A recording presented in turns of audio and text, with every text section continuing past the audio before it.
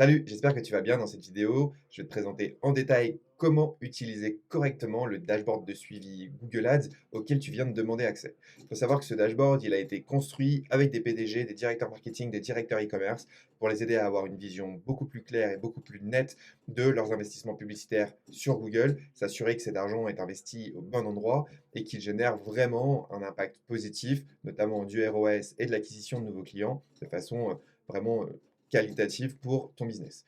Donc, l'idée, ça va être qu'on puisse regarder ensemble rapidement ce dashboard. Avant de commencer, je me présente vite fait, je m'appelle Pierre Baptiste, je suis le cofondateur de Seos. Seos, c'est une agence Google Ads pour les sites e-commerce. On travaille aujourd'hui avec un peu plus d'une 45 sites e-commerce. On investit 1,5 million tous les mois pour le compte des e-commerçants. On a une petite particularité, c'est qu'on est nous-mêmes e-commerçants. Donc on sait ce que c'est d'avoir un e-commerce, d'avoir des enjeux de logistique, de marge qui sont tendus, une situation économique qui n'est pas toujours au beau fixe. Donc, on a une bonne compréhension de ça et c'est aussi avec toute cette expérience qu'on a construit ce dashboard. Donc, si je vais dans le dashboard, je vais te le présenter un peu plus en détail. Il y a trois grands éléments. Avant d'attaquer ces éléments-là, j'aimerais juste faire deux points clés. Premier point, ajoute ce dashboard à tes favoris. L'idée, c'est que tu puisses y revenir régulièrement. C'est vraiment un dashboard de pilotage, de suivi. Qu'est-ce qui se passe sur mon compte Google Ads? Donc, ajoute-le à tes favoris. Deuxième élément important, c'est que toute la data que tu vas connecter dans ce dashboard, je n'y ai pas accès. D'accord? C'est entièrement privé. Il n'y a que toi qui as cette vision-là. Je n'ai pas accès à ta data, à tes infos. Donc, c'est entièrement privé. Pas d'inquiétude à ce niveau-là non plus. Donc, la première chose dans ce dashboard ici, c'est la barre en haut qui a les points 1, 2 et 3. Dans le point 1, tu vas pouvoir sélectionner ton compte Google Ads. Donc, moi, je vais sélectionner un compte. Une fois que tu as un compte Google Ads qui a été sélectionné, tu vas pouvoir sélectionner la date sur laquelle tu veux regarder sur ce compte Google Ads. Donc là, en l'occurrence, moi, j'ai mis sur les 30 derniers jours et par défaut, ce sera sur les 30 derniers jours. Et tous les indicateurs de pourcentage ici, se seront comparés versus l'année précédente. Donc, ça te permet d'avoir une petite vision aussi sur ce qui se passe.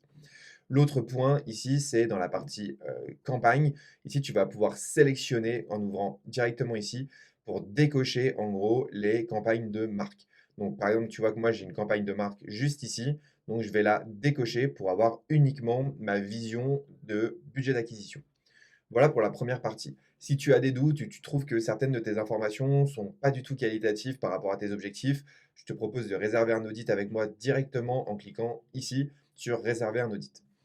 Ici, la première ligne que tu vas retrouver ici, il y a toutes les informations générales sur ton compte Google Ads. Ici, tu retrouveras ton chiffre d'affaires. Alors moi, en l'occurrence, sur ce compte, c'est un compte qui a la marge. Donc ça, c'est la marge générée sur les 30 derniers jours. Ça, c'est le coût Google Ads. Et ça, c'est mon ROAS sur marge.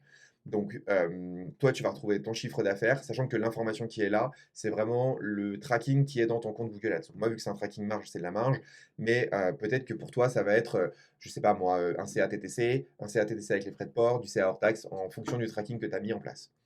Ici, le coût, c'est les dépenses totales sur le compte Google sur les campagnes sélectionnées, sachant que j'en ai exclu une. Et ici, c'est le ROAS en question. Le calculateur de ROAS, si tu ne sais pas comment comparer ton ROAS et à quoi le comparer, tu peux cliquer ici. Tu as un calculateur de ROAS qui t'est offert, qui est disponible juste ici. Ici, tu vas avoir une vision de l'évolution des performances depuis le début de l'année. Donc, en fait, tu vois quel chiffre d'affaires tu as généré ou quel comment dire? Marge en l'occurrence, j'ai généré chaque mois et les dépenses ainsi que le ROAS et son évolution. Ça te permet de voir si, tout simplement tes performances, elles se maintiennent, elles augmentent, comment dire? Elles s'améliorent ou non. Ici, il y a quelques KPI e-commerce qui sont intéressants à voir par rapport à l'année dernière. D'ailleurs, le nombre de conversions, le coût par conversion moyen, le, taux de conversion sur tes campagnes et ton CPC moyen. Donc tu vois qu'ici, moi j'ai un CPC à 32 centimes.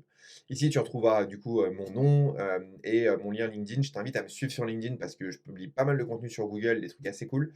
Et tu peux visiter seos.fr, notamment la partie blog. Il y a pas mal de données assez cool. Si tu trouves que ce dashboard, il pourrait être amélioré, qu'il te manque des éléments, etc., tu peux cliquer sur partager un feedback ici directement. Et ensuite, du coup, la deuxième ligne, toute cette partie basse, ça te permet d'avoir une vision plus macro un peu de tes types de campagnes. Donc ici, tu vas retrouver hop, l'équilibre du compte. Donc tu vas retrouver la répartition de tes dépenses et de ton chiffre d'affaires par type de campagne. Là, l'idée, c'est d'avoir une répartition qui est à peu près équivalente. Tu vois que je dépense 84% de mon budget sur Performance Max et que ça génère 91% de mon chiffre d'affaires. Donc on est à peu près dans des ratios cohérents à ce niveau-là. Donc c'est plutôt pas mal. Là, c'est de voir vraiment si tes ratios sont vraiment cohérents. Ici, tu vas avoir une vision sur tout ce qui est shopping et aussi Performance Max. Donc là, il y a plusieurs choses à voir. Premièrement, ici, tu vas retrouver toutes les infos sur Pmax, à la fois le CA, le coût et le ROAS, et la même chose sur Shopping. Moi, en l'occurrence, j'ai pas de campagne Shopping qui tourne. Donc c'est tout ce qui est Shopping hors Pmax, d'accord? Là, le petit point important à prendre en compte, c'est que sur Pmax, tu vas diffuser aussi sur YouTube, Display, etc. Donc, on a bien distingué le budget qui est investi sur les produits du budget qui est investi au total campagne. Le but ici, c'est que tu aies plus de 85% du coût total qui est investi dans les produits. On n'arrivait pas à faire de calcul, donc pour le moment, ce sera comme ça. Je te laisserai faire des calculs régulièrement. Ici, tu vas retrouver les top 10 produits de dépenses. Tu pourras passer, en gros, c'était produits qui dépensent le plus, pardon, et tu pourras passer les différentes pages pour voir lesquelles ils dépensent, quels CA ils ont généré, quelles ventes et pour quel ROAS. Tu verras aussi ici, il y a des tutoriels pour pouvoir te montrer d'autres éléments auxquels, par exemple, on n'aurait pas la possibilité de te les montrer directement dans ce dashboard. Donc ça, c'est pour ce qui est de shopping. Et ici, il y a la partie search. Dans la partie search, ici, tu as une répartition de tes dépenses par score de qualité, sachant qu'un bon score de qualité, c'est 7 et plus. Donc tu vois que ici, par exemple, j'ai du 7, du 8, du 10. J'ai un petit 5 qui se balade ici. Ton score de qualité supérieur à 7, on considère que c'est un bon score de qualité. Si tu as des scores de enfin, en gros, si tu as une partie importante de ton budget qui est investie en dessous de 7, c'est assez problématique. Ça veut dire que ta partie search n'est pas du tout qualitative. Donc là, je t'invite tout simplement à aller regarder ça en détail. Pour améliorer ton score de qualité, j'ai fait une vidéo. Il y a un tutoriel qui est dispo directement ici. Tu peux aussi prendre rendez-vous avec moi avec un audit. Et ici, tu vas retrouver tes top mots-clés, donc ceux qui te génèrent le plus de dépenses. Et tu vas pouvoir voir en gros s'ils ont un CA intéressant ou non. Donc tu vois que moi, par exemple, ici, j'ai dépensé 131 euros sur ce mot-clé-là. Donc voilà en gros comment utiliser ce dashboard. Donc mets-le bien dans tes favoris pour pouvoir y accéder super facilement et en quelques instants. Pour rappel, il n'y a pas besoin tout simplement d'avoir un...